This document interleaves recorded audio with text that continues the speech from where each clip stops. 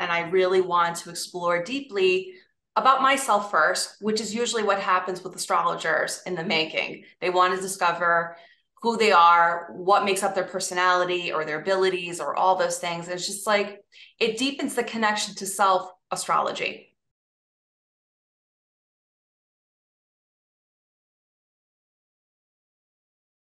Hi there. Hi, Lumi. How are you? I'm very good. How are you? I'm doing well. I thought you were gonna be older. I thought you'd be this older, wise woman. You're just like this young, Well, that doesn't attractive mean I'm not woman. wise. I just turned 33. So, yeah, Perfect age. I think that's a great age. I think so too. It's pretty solid. I don't have your birth information. Is this what we're doing today? Like, you want to look at your birth chart, Yeah, right? I can provide it for you. So if needed. Great. You have your time of birth and everything, correct? Yeah, I do have the time. I did look that up. My name sounds old. Some people oftentimes see my name, they think I'm like from a different culture. I'm actually my family's from Montenegro, like we're Albanian. Oh, really? That's where my father comes from. Not No, Montenegro, just from Kosovo. no way. I'm married Yeah. to Kosovar. Oh my Oh, God. really? Wow, that's crazy. What are the chances of that? Wow, that's amazing. You do look Albanian, come to think of it, when I look at you. That's an obscure part of the world people don't know about much. You know what I mean? Well, I do. I mean, of Yeah. course, my husband's pretty, he was born there Wow. and he came here back in 2007. So he's been here for a while. Hmm. Hey, you guys are all very spirited people. I can tell Oh, you that's a that. good thing. Yeah, my father's from there and my mom's from Poland, so I got a very kind of like That's a nice background though. It's Euro very, range. yeah, you guys all understand each other. That's wonderful. Okay, Hmm. so you go by Jim. Alexander's your last name, Yeah. correct? Hmm. Okay, your date of birth and year. Uh, okay, so date of birth is September 11th, memorable day for many. It's a Uh, good number. 11 is an angelic number, so that's oh, okay. Yes. perfect. And Your the what else? Birth, the day, the month, and year then too. Yeah. year. 85. Okay. Hang on. And I think I was born, and from what I saw on the birth certificate, at 12:57 a.m. That's pretty precise, so I think you're right. Because some people are like 12. I'm like, yeah, right. 12:01, Yeah. 12:02. No, Okay. 12:57 was my time. So it's just like I just crossed into 9/11, 57 minutes or 58 minutes earlier would have been still September 10th. What's your place of birth? Where were you born? Chicago. Have you ever had an astrology reading done before? Yes, I've had. I did a show, but it was a different sort of type. It was like a conversation type without no there was no birth charts. It was just like I was speaking and he was just like giving me different facts of life basically. Did you have a nice experience? Yeah, it was fun. I That's thought it was really my interesting. question. I enjoyed it. Good, good. I'm happy to hear that. So, is there any central focus that you would like to present for this reading? Like, would you like to look deep into your signatures, like your gifts, your opportunities, as well as Sure. challenges, as well as relationships? Like, do you I want to think look? those are all cross points in my life, literally like career, relationships. Mhm. I think I'm discovering my skills really well. I think I'm coming into my own in that and like what I'm meant to do sort of thing. Mhm. But yeah, it's an interesting time, I guess, in my life. Even though I'm 37, I feel like some things are coming together and others, 38's a good year. So you're approaching 38, the year of Mhm. your reverse nodal return. So that's why things are coming in full circle. Oftentimes, like not right now, but it's building up towards this time in your life where you will be like basically like circling around in terms of finishing things from what you started and as well Hmm. as feeling this sense of fulfillment. It's a very solid year, the Interesting. 38. So that's why you're feeling like this kind of surge of optimism and as well as like more empowerment and more groundedness in your approach to things. And I could show you the birth chart if you'd like. Do you want me to share the screen? You want to make me Sure. co-host Yeah, for part yeah. of this I love that. screen recording? I'm loving this experience. I mean, I have so many questions for you also, but yeah, this is a great You can start. ask me anything. Like I usually let my reading process is very free flowing conversation. Like I don't I love that. barricade the reading whatsoever. I like the client to be heard, and as well as feel like they have all of their answers questioned. Like, I don't like to have them be left with like more questions than answers. You know what I mean? Like, that's my Yeah. central focus and priority for reading whenever I do give it. And it's very grounded. I don't have any smokes and mirrors, even though I have a mirror in the background. You seem like a scholar with all the books and everything. I like the background. It's very like I'm going to a peaceful office, you know, for That's how I like it to be. Yeah, I like consultation. my husband when we moved in. I don't want to veer off topic, but he's like, Uh, sure. where do you want the bookshelf? I'm like, it always has to be behind me when I'm with readings. I said, no matter where we move, I need my bookshelf because we live in an apartment building Uh-huh. and it's a little challenging. And I just moved everything, and it's more zen-like, and people have been receiving it better. But thank I you very love much it. It's very your like, yeah, yeah. it's very inviting. I feel the background. You know, it's not too busy, but it's just like it Mhm. has enough personality behind it, you know? Yeah.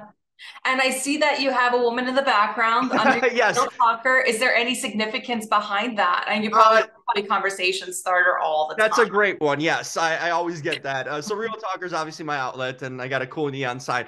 The woman is a cardboard cutout of like my favorite wrestler, female. So Mhm. she signed it, and it's been like all over my house. And I'm like, you know, at some point I just got to cover up the wall a little bit. So and the cables that come down from the sign. So I'm like, this is a interesting visual and a conversation Can starter. I suggest something for you? Sure. Want to don't let me know if I'm being too forward, okay? No, I like What forward. if you want to make room for a person in your life, like a love partner, you need to remove the other woman from the bedroom.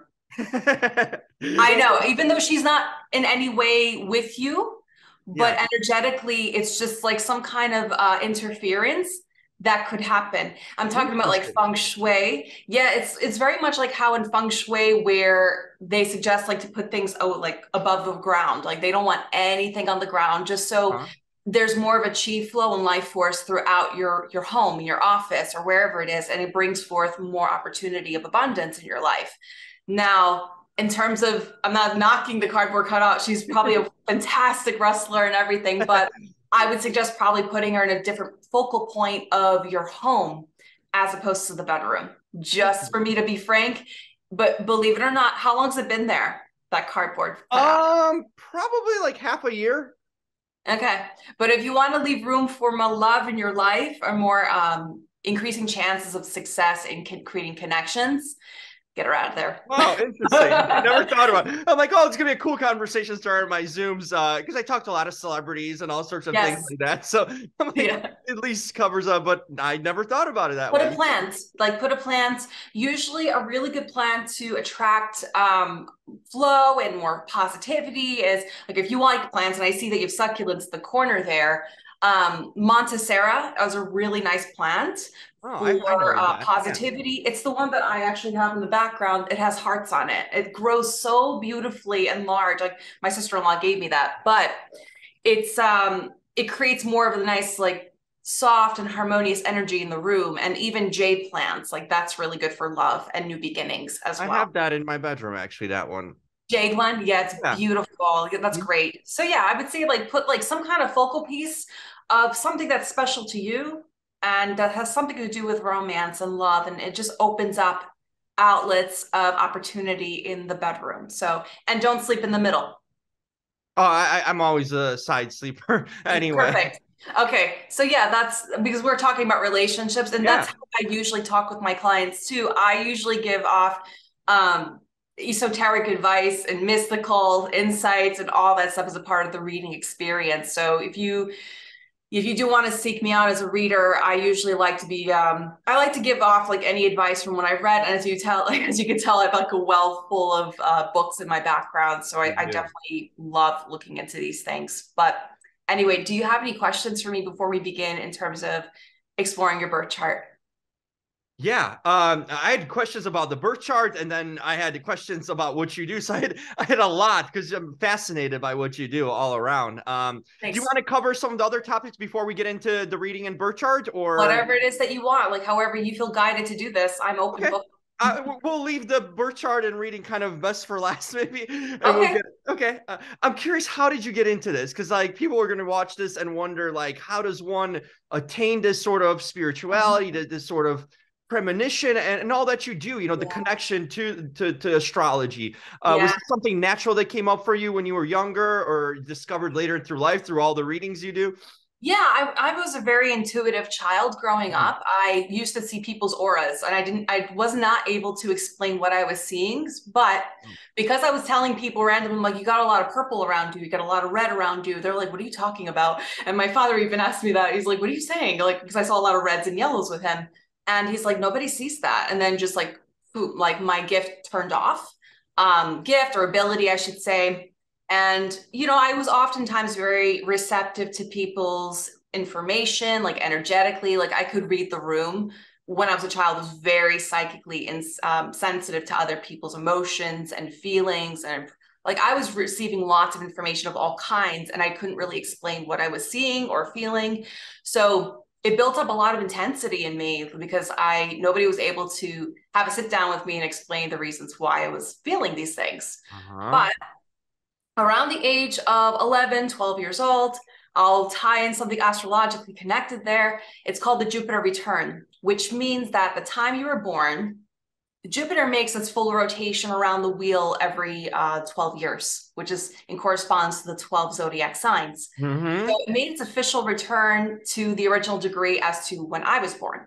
So what happens is, astrologically and forecasting wise, your teacher comes to see you or your teacher arrives at your doorstep. Now, how it manifested in my life was through my friend in school. She asked me that simple question, what is your sign? And I had no idea what that meant at the time because my family were in no way religious. Like they're a bit spiritual. Maybe they believed in something, but we never openly discussed these things in the home. So she asked me that simple question. I was like, what does that mean? I had no idea what she meant. She asked me what my birthday was, told her March 12th. And she's like, oh, you're a Pisces like me. Like she flipped through the pages and I was like, what does that mean? I just love the beautiful like words that she was just saying. And I read that chapter about Pisces and I was just like so enamored by it. And I really wanted to explore deeply about myself first, which is usually what happens with astrologers in the making. They want to discover who they are, what makes up their personality or their abilities or all those things. It's just like it deepens the connection to self astrology, usually when you find it. And in my case, it helped me heal from the emotional intensities I was experiencing as a child. It helped answer questions as to why I was experiencing certain things. Because I have a lot of water in my chart, and we'll explore deeply later in this discussion with your chart signatures, because Mm-hmm. every element has a gift. With the water signs, Scorpio, Pisces, Cancers, Pisces, Sun, myself, we're usually very emotive. We're very absorbent of people's information and impressions, very intuitive naturally. So in this case, that's how it began with that book that landed on my lap from my friend. So Wow. throughout the time that passed by, I read astrology, more about myself, and I read about other people's sun signs. So that's basically like in correspondence to all of the astrological seasons, starting from Aries all the way to the end with Pisces. So I was exploring my friends at the time, giving like little chart readings, but it wasn't really as in depth as the birth chart reading itself as an astrologer professional. So later in time, I graduated high school. I became a hairstylist. I started reading behind the chair. Like some clients were like, can you read my birth chart? And I was just like really in depth studying it on my own with myself. And I never thought in my life I'd be an astrologer, honestly, but I Wow. just loved it so much because I was giving clients readings and I felt really empowered as I was helping them. Like the hairstyling was just like an additive to my income. It wasn't a passion of mine, but Mhm. astrology was always the main topic of discussion whenever I was in the salon environment. So everybody would just like have a Good simple, environment, by the way. A lot of people, a lot of conversation. It's a natural ground to really yeah, it helped connect me. with that. It's interesting how the hairstylist kind of connects you because if it was another job, maybe you wouldn't have that connection with someone and the ability to speak and kind The of be social open. skills. Yeah, because I Yeah. was a very shy kid. I was very shy. I had no way great public speaking skills. Like I was like I was like I wanted to be a theater kid, but I never had the opportunity. But I was able to satiate that feeling through my salon skills, like or like being behind the chair and talking with people every day. It's just like it helped me develop a much more firmer foundation of understanding people's personalities, people's whatever they're going through in life. Like if ever they're going through specific traumas, like everybody opened up emotionally with me behind the chair. So I just, you know, in the course of my salon career, I was in a hairstyling environment for 10 years. Like I did it for a very long time, but I was also doing astrology on the side. And in the early, like my early 20s, I had a mentorship with Rebecca Gordon. She's a very famous astrologer in the industry. I went to her school, beginners astrology and intermediate. I did the full-on, you know, education of what's required to be an astrologer. And I was her, I undergone her private mentorship for a little while too. And she's like, Lumi, she's like, you're an intuitive astrologer. And I was like, what? She's like, you're able to read birth charts and like pinpoint clients of mine. She said personal stories of what they've gone through. So it reawakened my intuitive ability as well, astrology. So when I was given the encouragement from her, I felt more inspired to pursue this full time. Yeah. So that was back in 2015 for me. But I was still in the hairstyling environment. So no matter what, I was in the hairstyling environment, but I was always maneuvered back. Like the universe wanted me to pursue astrology full time. Pandemic happened. That's when I was really focusing all of my attention into astrology. And I was like, what am I going to do with all this time that I have? I was very depressed because I wasn't talking to people. Like I felt like, you know, I was like so isolated. I was with my family and everything, but it was just like the same people every day. And I was like, okay, I'm just going to go on Instagram and see what happens. Like I was engaging with my content on there as an astrologer, but very little engagement. But as soon as I started sharing my story about how astrology has helped me, many people wanted to become my client through that platform. So I grew my business quite a bit from Instagram and as well as from magazine publications that I've submitted to. Like it's just, it all came together in the end. And with the hairstyling industry I was in once, my the employers at the time, like they helped me out. They wanted me to do hair and astrology pieces for them. And like I got editor contacts from there. It's just like they helped me so much. And like those chance encounters and as well as milestones of my experience led me to this moment now talking to you. It's just like, no, it's all connected in that way. Because if you, like I said, if you did another job, it was like you were probably meant to be during that time doing the hairstyling. So you build your kind of, you know, knowledge and confidence and connection with people. It was your training ground, you know, looking back. That's amazing. Yeah, thank you so much. I like making people feel beautiful on the outside, but I was always looking more in the inside. I was just like, what's going on? Where's your light inside you? Like, what's going on with you right now? It's just like, my God, you should be a healer. Like all of my clients said the same thing. Like, you do great with the hair stuff, but I feel like you should be a healer. And I was just like, they all said the same thing. Almost, I'd say like 95% of my clientele told me that. So they all backed me up on transitioning to this career route as well. Well, there you are. It was a long journey, but it's like sometimes you hear about like people who are psychic astrologers. They added like grandparents who are that kind of runs in the family sort of thing. But with you, it's a self-discovery, literally from the start. You know and everything kind of came into your life to keep you going along with it. The friends, the job, and all the that's really, and yeah. If anyone says you're meant to do something, you're definitely meant to do this because everything aligned throughout your life to get you to this point. Yeah, I'm very blessed that it happened. It's just like, again, every time I went back to the salon environment, I always ended up reading a client's birth chart or my coworker's birth chart. Like they all just wanted to have a sit down with me and discuss what's going on with their lives. And I was just like, I'm not meant to do hairstyling anymore. Just like everything was pinpointing me back into, and I wanted to be an astrologer, but the thing is like that kind of hesitance of that security and all that stuff of actually starting something up, because you're always assuming that you could work for somebody forever. But in my case, every time I did, I was always maneuvered back to do my own thing, even in that salon environment. So it was such an empowering experience overall, my journey, and it's continuing to be so. And yeah, I have a lot of incredible developments and I continue to learn every day. Like with all these books that I have, I take classes, like we continuously expand our knowledge. And with each client that we work with, they're also our teachers as well. That's amazing. You know, it's like sometimes people don't know like the difference between psychics, astrologers. There's different types of, in a sense, you know, gifts that people have. is it all like different, or is there a common similarity between all these kind of people who have these gifts of, you know, of these intuitions, and the methods basically are just different, I feel like, of doing that? Yeah, psychics are more along the lines of they look more into the future about whatever decision that you make now, or Mm-hmm. sometimes they don't give you the tools as to what you could do to maneuver the outcomes True. of things. Whereas astrology is more pinpointed and focused into the now. Like that's my approach.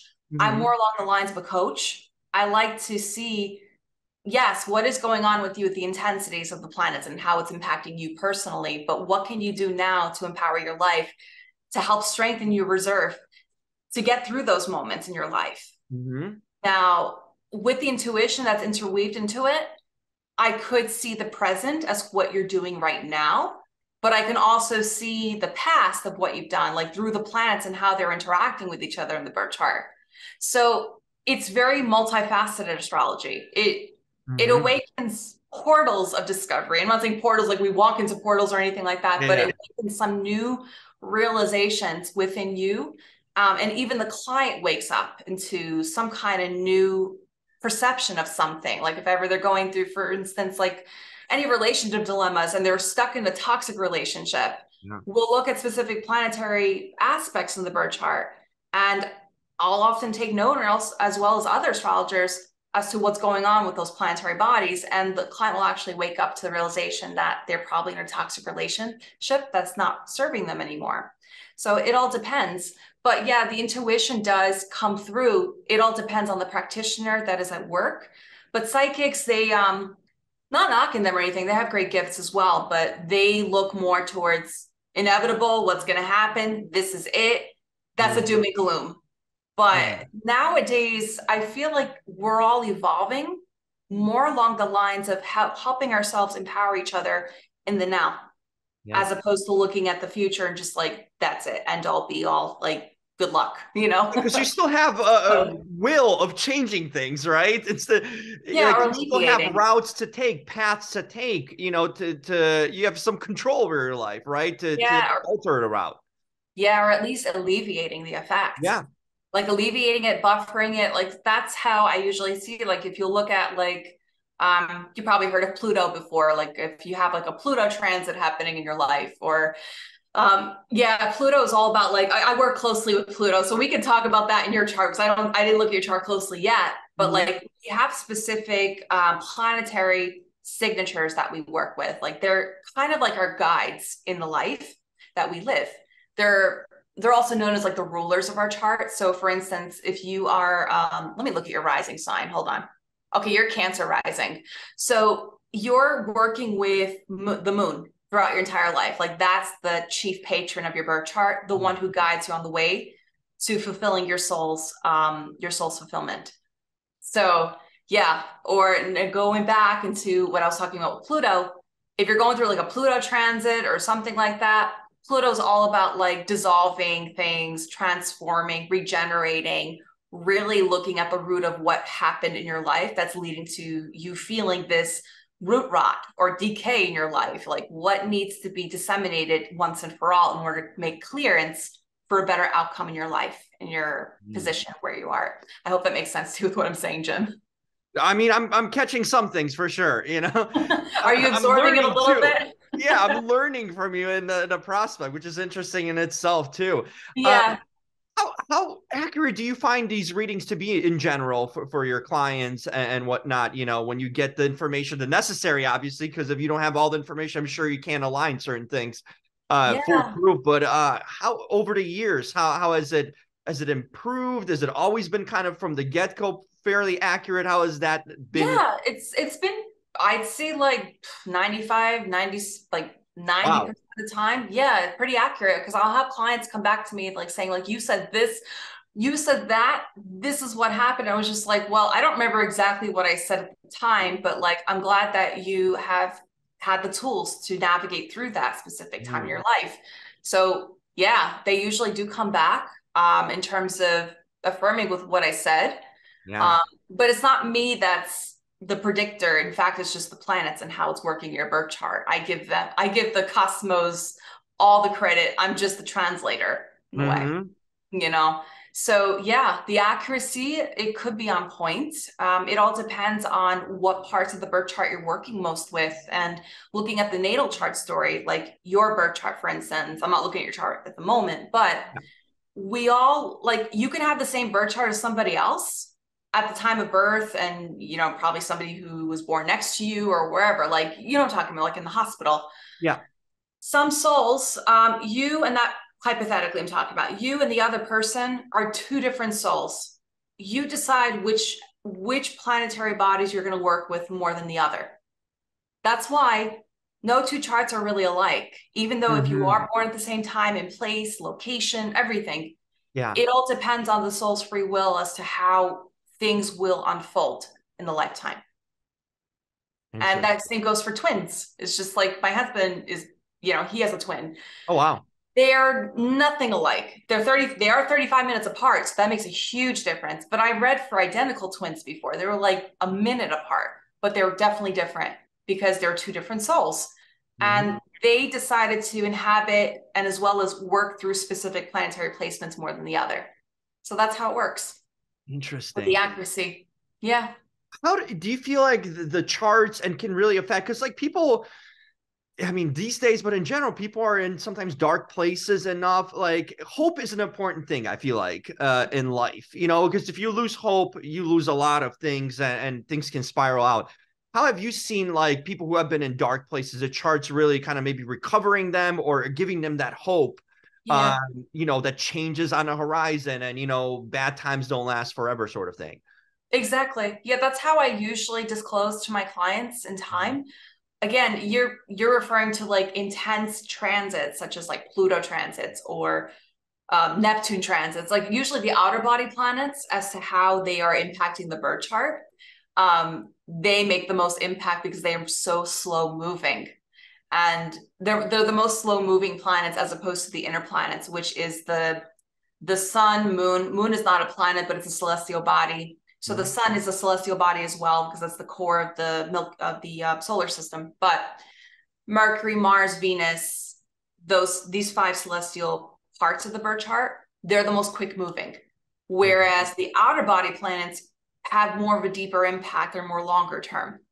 So when those clients do decide to come to see me with those intense times in their lives, they're usually coming whenever an outer body planet is impacting them personally. So yeah, like whenever I do affirm as to like the nature as to what these planets are doing with them or what planets are doing to their birth chart, they do feel a sigh of relief. They do feel lighter, and they have a better understanding and grasp as to what to do next. Mhm. It's a Yeah. guide map in a sense. It's So, empowering. Yeah, it's yeah. definitely a guide map. It's just like that's how I see it. And like again, like interweaving my personal story with my clients, and I usually see them or they usually see me after those moments in my life as to what I experienced before them. So usually the clients do come to see you when you've experienced certain hard times in your life. And astrologers, the seasoned astrologers, that is, they usually have a better grasp as to what to share with the client. And we all are gravitating towards one particular astrologer for that unique reason, because we have the answers to what they need to hear. Mm-hmm. Before we get into this reading, I'm excited to get it now after this conversation. Um, Yeah. do you does the charge astrology believe in the concept of soulmates? Because like that's always the topic people Yeah. talk about in love. Soulmates. Do we have multiple soulmates? Is there one person? What's sort of your take from your expertise that you learned about the concept of a soulmate in your life? That's a great question. So that usually happens when clients come to see me for synastry readings. That's like a romantic compatibility. Hmm. So it's like what I basically do is I'll take partner A and partner B and see like how they're interacting with each other. There are specific points in the birth chart as well as the synastry that shows an overlay as to potential soulmate material or karmic relationship. Yep. So yeah, you could definitely see that. And Wow. the concept of soulmates, I believe that we have more than one in life. Now, karmic karmic mates are, it doesn't have to be bad. It's not bad. In fact, I think that's something that you have to cross paths with this particular person. So for instance, if you're in a relationship with somebody who has a karmic pull with you, Yeah. perhaps you have to complete something as to what's been left unfinished in a past life. I could definitely see that in the birth chart too. Past life themes, as well as unresolved issues that could unfold. It all depends on the overlay of the birth charts alone. Does that answer your question? Yeah, that's really interesting, actually, because I have heard about karmic also, and I was kind of wondering the Yeah, difference between that and they're potent. And yeah. yeah, sometimes it's like they say twin flames. Twin flames are not karmic anyway. I don't know about the twin flame thing. I do think that there are some like deep relationships that are meant to manifest in each lifetime. Sometimes you may not have the opportunity to complete the lessons that you both agreed upon. So Mhm. that's what happens whenever there's like repeated occurrences. For instance, if you keep attracting a specific relationship in your life, there's like so many partnerships that are like the same in terms of the themes. That usually means that's an unresolved issue within you that you need to resolve in order to attract a better soulmate or a better partner in your life. So that's the reason why the karmic relationships might come through.